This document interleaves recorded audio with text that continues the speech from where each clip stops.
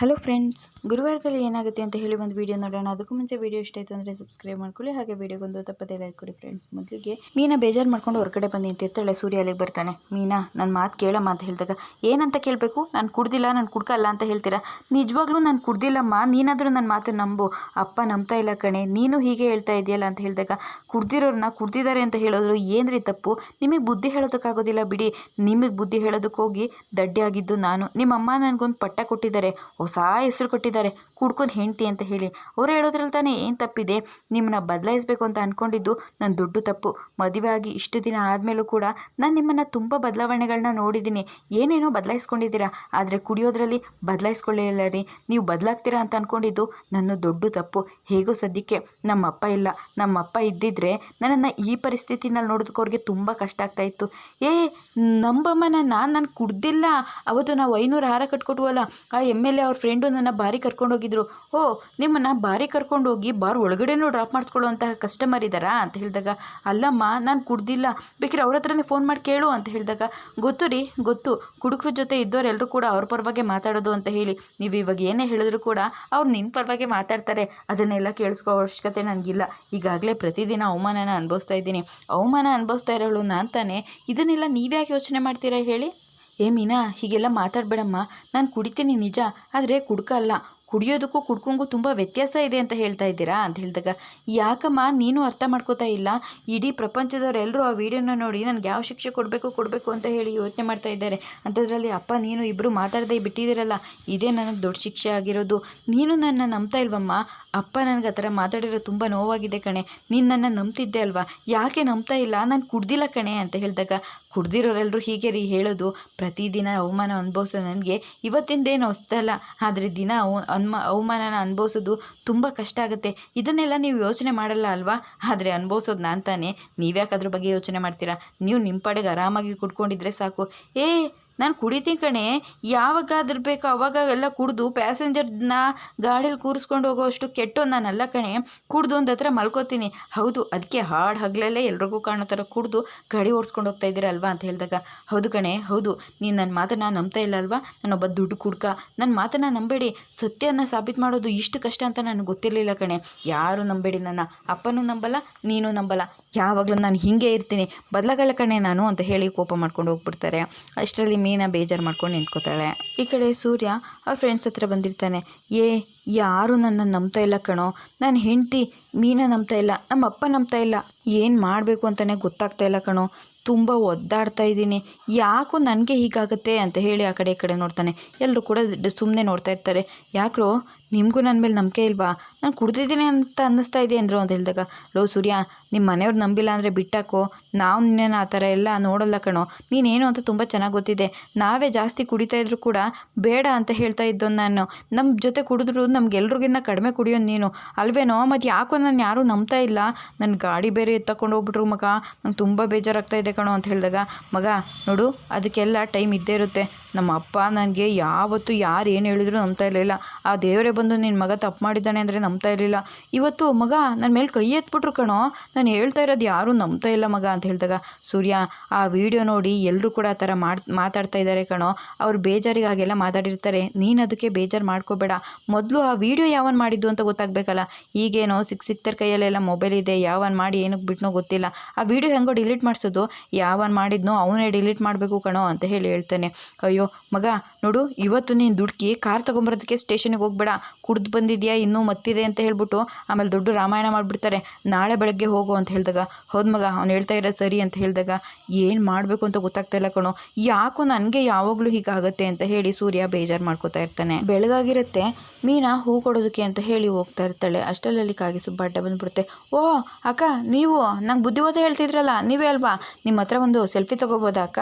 ನಿಮ್ಮ ಗಂಡಾಗ ಹಾಡಗ್ಲೆಲ್ಲ ಕುಡ್ದು ತೂರಾಡ್ಕೊಂಡು ಓಡಾಡ್ತಾ ಇದ್ದು ಅಂತ ಹೇಳಿ ಒಳ್ಳೆ ಸೆಲೆಬ್ರಿಟಿಗಳಾಗ್ಬಿಟ್ಟಿದ್ದಾರೆ ಗಂಡ ಹೆಂಡ್ತಿ.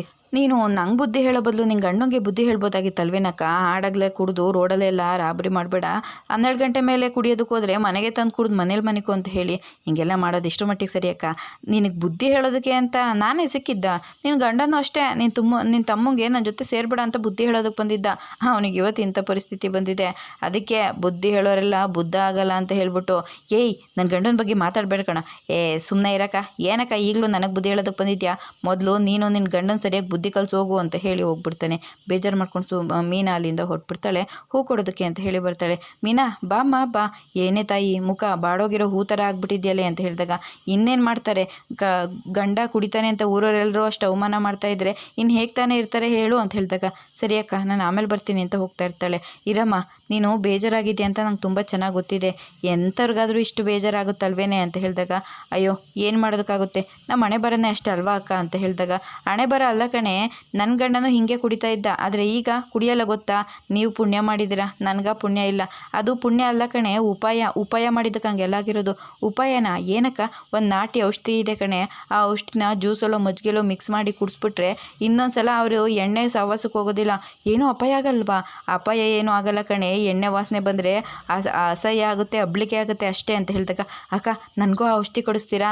ನಿನಗೆ ಕೊಡಿಸ್ಬೇಕು ಅಂತಲೇ ನಾವಿಬ್ಬರು ಮಾತಾಡ್ಕೋತಾ ಇದ್ದೋ, ನಡಿ ಹೋಗೋಣ ಅಂತ ಹೇಳಿ, ಇನ್ನು ನೀನು ಅಂಗಡಿ ನೋಡ್ಕೋತಾ ಇರು ಅಂತ ಹೇಳಿ ಬಿಟ್ಟೋಗ್ತಾರೆ. ಬಾ ಅಕ್ಕ ಅಂತ ಹೇಳಿ ಔಷಧಿ ತೊಗೊಂಡು ಮೀನಾ ಮನೆಗೆ ಬರ್ತಾಳೆ. ಮನೆಗೆ ಬಂದ ತಕ್ಷಣವೇ ಆರೆಂಜ್ ಜ್ಯೂಸ್ ಮಾಡಿ ಅದರಲ್ಲಿ ಔಷಧಿ ಹಾಕಿ ಮಿಕ್ಸ್ ಮಾಡಿ ಇಡ್ತಾ ಇರ್ತಾಳೆ. ಅಷ್ಟರಲ್ಲಿ ಅವ್ರ ಮಾವ ಹೊರಗಡೆ ಬಾ ತಾಯಿ ಅಂತ ಹೇಳಿ ಫೋನ್ ಬರ್ತಾಳೆ. ಈ ಕಡೆ ಶಾಂತಿ ಬಂದುಬಿಡ್ತಾಳೆ. ಶಾಂತಿ ಬಂದು, ಓಹೋ ಜ್ಯೂಸ್ ಮಾಡಿಬಿಟ್ಟಿದ್ದಾಳೆ, ಗಂಡಂಗೆ ಅಂತ ಜ್ಯೂಸ್ ಮಾಡಿದ್ದಾಳೆ. ಆದರೆ ಅವಳು ಗಂಡ ಈ ಜ್ಯೂಸೆಲ್ಲ ಕುಡಿಯೋದು, ಬೇರೆ ಜ್ಯೂಸು ಅಂತ ಹೇಳಿ ಅದನ್ನು ತಗೊಂಡು ಕುಡ್ಕೊಂಡ್ಬಿಡ್ತಾಳೆ. ಆಮೇಲೆ ಆಹಾ ಚೆನ್ನಾಗಿ ಮಾಡಿಟ್ಟಿದ್ದಾಳೆ ಅಂತ ಹೇಳಿ ಹಾಗೆ ನಿಂತ್ಕೊಂಡಿರ್ತಾಳೆ. ಈ ಕಡೆ ಮೀನಂಗೆ ಅವ್ರ ಮಾವ, ನನ್ನ ಫ್ರೆಂಡ್ ಒಬ್ಬ ಇದ್ದಾನಮ್ಮ, ಅವ್ನ ಮಗಂದು ಎಂಗೇಜ್ಮೆಂಟ್ ಅಂತೆ, ಅದಕ್ಕೆ 2 ಹಾರ ಮತ್ತು ಒಂದು 50 ಮೊಳ ಕಟ್ಟಿರೋ ಹೂ ಬೇಕು ಅಂತ ಅಡ್ವಾನ್ಸ್ ಕೊಟ್ಟಿದ್ದಾನೆ, ತಗೋ ಹೂ ಕೊಟ್ಬಿಡಮ್ಮ ಅಂತ ಹೇಳಿದಾಗ, ಸರಿ ಆಯಿತು ಮಾವ ಅಂತ ಹೇಳ್ತಾಳೆ. ಸೂರ್ಯ ಎಲ್ಲಮ್ಮ ಅಂತ ಹೇಳಿ ಕೇಳ್ತಾನೆ. ಅದೇ ಟೈಮಿಗೆ ಸೂರ್ಯ ಕೂಡ ಬರ್ತಾ ಇರ್ತಾನೆ. ಕಣ್ಣಿಗೆ ಕಾಣಿಸ್ಕೊಳ್ಳೋದಿಲ್ಲ, ಸೈಡಲ್ಲಿ ನಿಂತ್ಕೊಂಡು ಕೇಳಿಸ್ಕೊತಾ ಇರ್ತಾನೆ. ಮನೆಗೆ ಬಂದಿಲ್ಲ, ಬೇಜಾರಾಗಿದ್ದಾನ? ಆಗಲಿ ಬಿಡಮ್ಮ, ಹಾಗೆ ಇದ್ದಾದ್ರೂ ಅವ್ನು ಬದಲಾಗಲಿ ಅಂತ ಹೇಳಿ ಹೇಳ್ತಾರೆ. ಸರಿ ಆಯಿತು, ನೀನು ಅದ್ರ ಬಗ್ಗೆ ಏನು ಯೋಚನೆ ಮಾಡೋದಕ್ಕೆ ಹೋಗಬೇಡ, ಹೋಗು, ಏನಾದರೂ ಕೆಲಸ ಇದ್ದರೆ ನೋಡ್ಕೊ ಅಂತ ಹೇಳಿ ಅಲ್ಲಿಂದ ಹೊರಟ್ಬಿಡ್ತಾರೆ. ಈ ಕಡೆ ಮೀನಾ ಹೋಗ್ತಾಳೆ. ಸೂರ್ಯ ಬರ್ತಾವ್ರ ಅಪ್ಪನ ಅಪ್ಪ ಅಂತ ಹೇಳಿ ಮಾತಾಡ್ಸೋದಕ್ಕೆ ಹೋಗ್ತಾನೆ. ಅಪ್ಪ ಅಂತ ಹೇಳಿದಾಗ ಏನು ಮಾತಾಡದೆ ಅಲ್ಲಿಂದ ಹೋಗ್ಬಿಡ್ತಾರೆ. ಬೇಜಾರು ಮಾಡಿಕೊಂಡು ಒಳಗಡೆ ಬರ್ತಾ ಇರ್ತಾನೆ. ಮೀನಾ ದುಡ್ಡನ್ನ ಇಡೋದಕ್ಕೆ ಅಂತ ಹೇಳಿ ರೂಮಿಗೆ ಬಂದಿರ್ತಾಳೆ. ಅಷ್ಟರಲ್ಲಿ ಸೂರ್ಯ ಕೂಡ ಬರ್ತಾನೆ. ಆಗ ಮೀನಾ, ಅಪ್ಪ ನನ್ನ ಬಗ್ಗೆ ಕೇಳಿದ್ರೇನಮ್ಮ ಅಂತ ಹೇಳಿದಾಗ, ಯಾಕೆ ನೀವೇನು ಕೇಳಿಸ್ಕೊಂಡ್ರಿ ಅಂತ ಹೇಳಿದಾಗ, ನನಗೇನು ಪೂರ್ತಿ ಕೇಳಲಿಲ್ಲಮ್ಮ, ಅವರು ಏನೋ ಸೂರ್ಯ ಅಂದಂಗೆ ಆಯಿತು, ಅದಕ್ಕೆ ಕೇಳಿದೆ. ಬೆಳಗ್ಗೆನೂ ಮಾತಾಡ್ಸೋದಕ್ಕೆ ಹೋದೆ, ಮಾತಾಡಲಿಲ್ಲ, ಈಗ ಮಾತಾಡ್ಸೋಕ್ಕೆ ಹೋದೆ, ಮಾತಾಡಲಿಲ್ಲ, ಏನಂದ್ರು ಅಂತ ಹೇಳಿದಾಗ, ಅದು ಹಾಂ ನಿಮ್ಮಪ್ಪ ಅವನು ಕುಡ್ದು ಆರೋಗ್ಯ ಹಾಳು ಮಾಡ್ಕೊತಾನೆ, ಅದಕ್ಕೆ ಆರೆಂಜ್ ಜ್ಯೂಸ್ ಮಾಡಿಕೊಡು ಅಂತ ಆರೆಂಜ್ ತಂದಿದ್ದೀನಿ, ಜ್ಯೂಸ್ ಮಾಡಿಕೊಡು ಅಂತ ಹೇಳಿದ್ರು.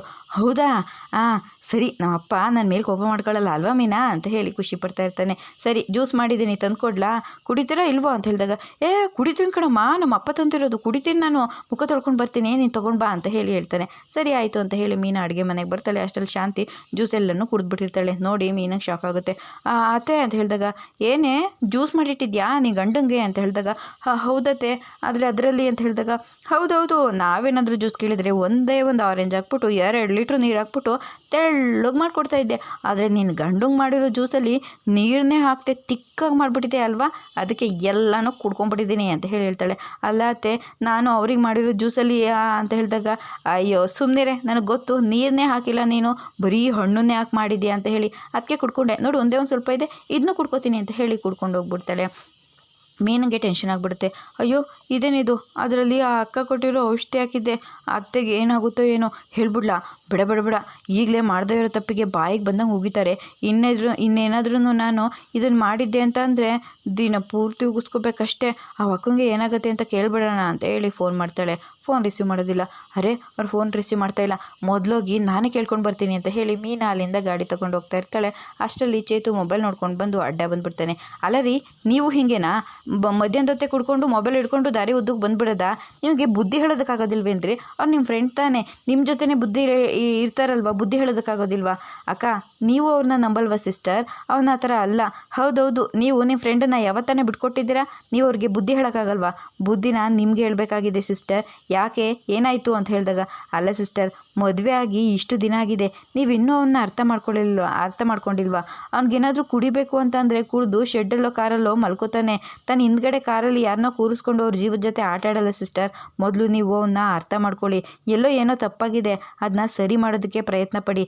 ಸೂರ್ಯ ನೀವು ಅಂದ್ಕೊಂಡಿರೋ ಥರ ಅಲ್ಲ, ಅವನು ತುಂಬ ಒಳ್ಳೆಯವನು ಅಂತ ಹೇಳಿ ಹೋಗ್ತಾನೆ. ಮೀನಾ ಬೇಜಾರು ಮಾಡ್ಕೊಂಡು ಅಲ್ಲಿಂದ ಹೊರಡ್ತಾಳೆ. ಈ ಕಡೆ ಶಾಂತಿ ಜ್ಯೂಸ್ ಕೊಡ್ತಾರಾ ಅಮ್ಮ ಕೂತಿರ್ತಾಳೆ. ಅಯ್ಯೋ ಇಷ್ಟು ತನಕ ಚೆನ್ನಾಗೇ ಇತ್ತು, ಇದ್ಯಾಕೆ ಈಗ ಹೊಟ್ಟೆ ಎಲ್ಲ ಉರಿತಾ ಇದೆ? ಹಾಂ, ಎದೆನೂ ಉರಿತಾ ಇದೆ, ಏನಾಯ್ತಪ್ಪ ಅಂತ ಹೇಳಿ ಅಂತ ಇರ್ತಾಳೆ. ಅಷ್ಟರಲ್ಲಿ ಕಸ್ತೂರಿ ಬರ್ತಾಳೆ. ಶಾಂತಿ ಶಾಂತಿ ಅಂತ ಹೇಳಿದಾಗ, ಬಾರೆ ಕಸ್ತೂರಿ ಬಾ ಅಂತ ಹೇಳಿ ಕೂತ್ಕೋತಾಳೆ. ಬಂದು ಕೂತ್ಕೊಂಡು, ಶಾಂತಿ ನೀನು ಒಂದು ಯೂಟ್ಯೂಬ್ ಚಾನಲ್ ಶುರು ಮಾಡಿಬಿಡೆ. ಯಾಕೆ ನಿಮ್ಮ ಮನೆಯಲ್ಲಿ ಆಗ್ತಾಯಿರೋ ಸ್ಟೋರಿ ಎಲ್ಲನೂ ಡೈಲಿ ಅಪ್ಡೇಟ್ ಮಾಡ್ತಾಯಿದ್ರೆ ಯೂಟ್ಯೂಬರ್ ದುಡ್ಡು ಕೊಡ್ತಾರೆ ಕಣೆ ಅಂತ ಹೇಳಿದಾಗ, ಅದೇನೋ ಹೇಳ್ತಾರಲ್ಲ, ತಿರ್ಕೊಂಡು ತಿನ್ನೋರು ಮನೆಗೆ ಊರ್ಕೊಂಡು ತಿನ್ನೋರು ಬಂದರು ಅಂತ, ಹಂಗಾಯ್ತಾಳೆ ನಿನ್ನ ಪರಿಸ್ಥಿತಿ ಅಂತ ಹೇಳಿದಾಗ, ಯಾಕೆ ಏಯೋ ಹೊಟ್ಟೆ ಎಲ್ಲ ಉರಿತಾ ಇದೆ ಕಣೆ, ಯಾಕೋ ಗೊತ್ತಿಲ್ಲ, ಏನಾಯ್ತೆ ಶಾಂತಿ, ನೀರು ಕೊಡ್ಲಾ? ಏನೋ ಗುಡುಗುಡು ಶಬ್ದ ಬೇರೆ ಬರ್ತಾ ಇದೆಯಲ್ಲ ಶಾಂತಿ. ಬಂದೇ ಇರಿ ಅಂತ ಹೇಳಿ ಒಂದು 3-4 ಸಲ ಬಾತ್ರೂಮ್ಗೆ ಹೋಗ್ಬಿಡ್ತಾಳೆ. ಅಷ್ಟರಲ್ಲಿ ರೋಹಿಣಿ ಮನೋಜ್ ಬರ್ತಾರೆ. ಅಮ್ಮ ತಿನ್ನೋಕೆ ಏನಾದರೂ ಕೊಡಮ್ಮ ಅಂತ ಹೇಳ್ತಾನೆ.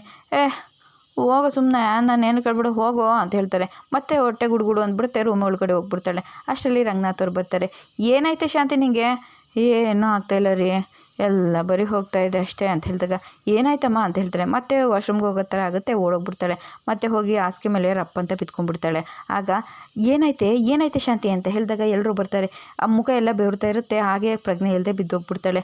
ಇದೇನಿದು ಮುಖ ಎಲ್ಲ ಬೆವರ್ತಾ ಇದೆ, ಮೊದಲು ಆಸ್ಪತ್ರೆ ಕರ್ಕೊಂಡು ಹೋಗೋಣ ಅಂತ ಹೇಳಿ ರೋಹಿಣಿ ಹೇಳ್ತಾಳೆ. ಬೇಡ ಆಸ್ಪತ್ರೆ ಕರ್ಕೊಂಡು ಹೋಗೋದು ಬೇಡ, ಇವಾಗ ಟ್ರಾಫಿಕ್ ಜಾಮ್ ಆಗಿರುತ್ತೆ, ಹೋಗೋದಕ್ಕಾಗೋದಿಲ್ಲ ಅಂತ ಹೇಳಿ ಸೂರ್ಯ ಹೇಳ್ತಾನೆ. ಅದಕ್ಕೆ ಅತ್ತನ್ನು ಹೀಗೆ ಬಿಡೋದಕ್ಕಾಗುತ್ತಾ ಅಂತ ಹೇಳಿದಾಗ, ಪೌಡ್ರಮ್ಮ ನಿನ್ಗೆ ಹೇಳೋದು ಅರ್ಥ ಆಗ್ತಾ ಇಲ್ವಾ? ನಾವು ಕಾರಲ್ಲಿ ಏನಾದ್ರು ಹೋಯ್ತು ಅಂತಂದರೆ ಟ್ರಾಫಿಕ್ ಜಾಮ್ ಆಗಿ ಸಿಕ್ಕಾಕೋತೀವಿ, ಪಕ್ಕದಲ್ಲಿರೋ ಕ್ಲಿನಿಕಲ್ಲಿರೋ ಡಾಕ್ಟ್ರು ನನಗೆ ಗೊತ್ತು, ಹೋಗಿ ಕರ್ಕೊಂಡು ಬರ್ತೀನಿ ಅಂತ ಹೇಳಿ ಅಲ್ಲಿಂದ ಹೋಗ್ತಾನೆ.